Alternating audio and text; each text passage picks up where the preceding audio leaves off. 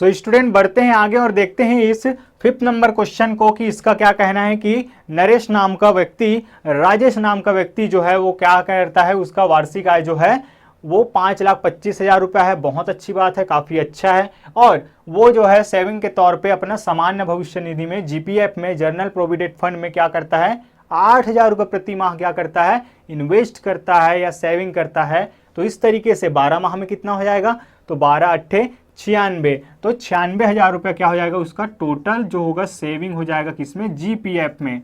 याद रखिएगा जीपीएफ कहा जाता है इसको। एलआईसी में क्या करता है वो 8,000 रुपये प्रति माह देता है, सॉरी वार्षिक प्रीमियम देता है, तो ये तो 8,000 ही रहने वाला है। इस तरीके से कुल बचत की राशि इसके पास कितना हो जाएगा, दोनों को जब ऐड करेंगे तो 8 से 14 अर्थात 1,04,000 रुपये इसका क्या आ जाएगा स्टूडेंट, कुल सेविंग आ जाएगा, कुल बचत आ जाएगा। फिर हम जानते हैं कि धारा 80C के तहत तो हमें अधिकतम 1,00,000 रुपये ही मिलने वाला है, उससे ज़्यादा तो मिलेगा नहीं।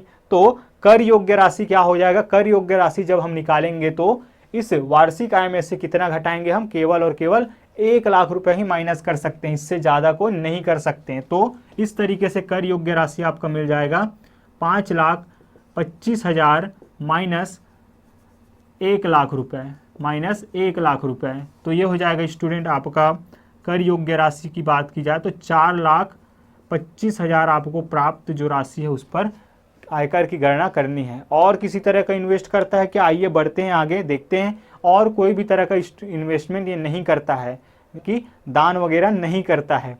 तो क्या हो जाएगा, अब सीधा हम आयकर की गणना करेंगे। और आयकर की गणना के लिए सबसे जरूरी होता है टैक्स स्लैब, और टैक्स स्लैब जैसा कि आप देख रहे हैं कि यहाँ नहीं दिया गया है। तो क्या करेंगे सर, इस तरीके का क्वेश्चन एक और बनाए हैं स्टूडेंट, जहाँ क्वेश्चन नंबर 3 है वहाँ पे हमने बात किया था कि इस तरीके के पैटर्न में आपको जो है स्लैब, आयकर की दरें क्वेश्चन में ही दिया जाता है। तो इसके अनुसार जो है वो कह रहा है कि 2,00,000 रुपये से अधिक पर 10% है, 2,00,000 तक कोई कर नहीं है। तो आइए बढ़ते हैं आगे और देखते हैं 2,00,000 से अधिक पर इस पे 10% लगा के कि कितना आता है। उससे पहले आपको पता ही होगा कि 2,00,000 पर अगर कर नहीं लग रहा है तो 0% ना लगना भी कर लगना है, ये मान के चलिए। तो हम क्या कर देते हैं कि उस 2,00,000 को माइनस कर देते हैं, किसमें से, कर योग्य राशि से। कर योग्य राशि ये है, इसी के 2,00,000 पर अब कोई कर नहीं लगेगा और बचे हुए राशि के लिए 10% लागू होगा। तो आइए देखते हैं आयकर की गणना। तो ये हो जाएगा, इसलिए देय आयकर जिसको कहा जाता है, देय आयकर निकल जाएगा आपका कि 2,50,000 रुपये तक, सॉरी 2,00,000 रुपये तक क्या हो जाएगा, कोई कर नहीं है। तो 2,00,000 रुपये तक कोई कर नहीं है, तो क्या मैं 2,00,000 में 0 को माइनस करके लिख सकता हूँ, क्या कोई फर्क पड़ेगा, का 0% धन। इसके बाद 2,00,000 तक तो मैंने कर दे दिया, कितना, 0%। तो 4,25,000 में से अगर मैं 2,00,000 माइनस कर दूं तो प्राप्त राशि पर मुझे 10% देना होगा। तो 4,25,000 माइनस 2,00,000 रुपये, माइनस 2,00,000 रुपये, तो इसका जो है मुझे 10% देना होगा। तो आइए देखते हैं, ये तो हो जाएगा 0 और इसको मैं अगर माइनस करूंगा तो 2,25,000 मुझे ये प्राप्त होगा। 2,25,000 ये प्राप्त होगा स्टूडेंट।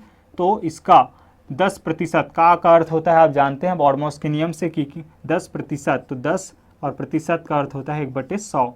तो इस 0 से इस 0 को कैंसिल और इस 0 से इस 0 को कैंसिल करेंगे तो हमें प्राप्त जो राशि होगी वो कितना हो जाएगा, 22,500 रुपये हमें प्राप्त राशि होगी। तो बढ़ते हैं आगे। अब ये तो मिल गए हमें देय आयकर, अब हमें लगाना है शिक्षा उपकर। तो शिक्षा उपकर कितना हो जाएगा, तो 3rd नंबर और 4th नंबर पे हम बात करते हैं शिक्षा उपकर का।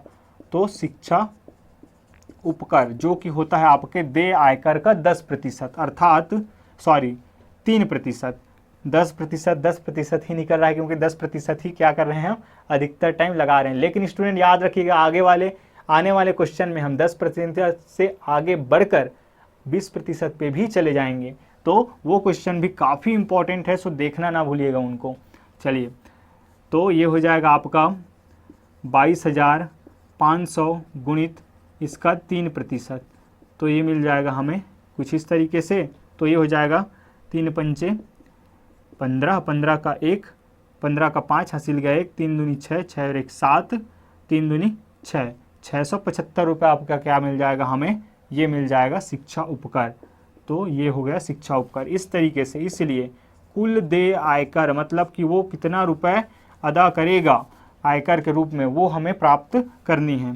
तो हम क्या करेंगे, कुल देय आयकर टोटल पेबल टैक्स हो जाएगा आपका आयकर इज इक्वल टू, दोनों को ऐड कर देंगे अर्थात 22,500 धन 675 रुपये। तो ये मिल जाएगा हमें स्टूडेंट 5 और 0 5, 7 और 0 7, 5 और 6 11, हासिल गया 1 और ये 3 और ये 23,175 रुपये हमें प्राप्त हो रहा है। 23,175 रुपये हमें प्राप्त हो रहा है। आइए देखते हैं क्या है इसका।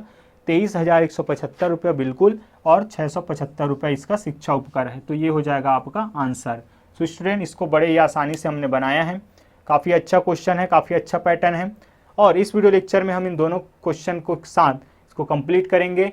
आगे के वीडियो लेक्चर में हम क्वेश्चन नंबर 6 और क्वेश्चन नंबर 7 को हम देखने वाले हैं, जो कि अपने आप में बहुत ज़्यादा इंपॉर्टेंट क्वेश्चन है।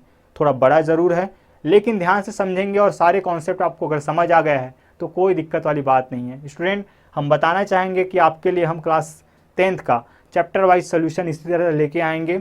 Wednesday, Friday, Saturday and Sunday special classes हमें आपको प्रोवाइड कर रहे हैं। अगर आपको हमारा काम पसंद आ रहा है तो शेयर करना ना भूलिएगा, क्योंकि ज्ञान बांटने से बढ़ता है, ना कि अपने पास रखने से। मिलते हैं नेक्स्ट वीडियो लेक्चर में, तब तक कि अपना ख्याल रखिए। जय हिंद।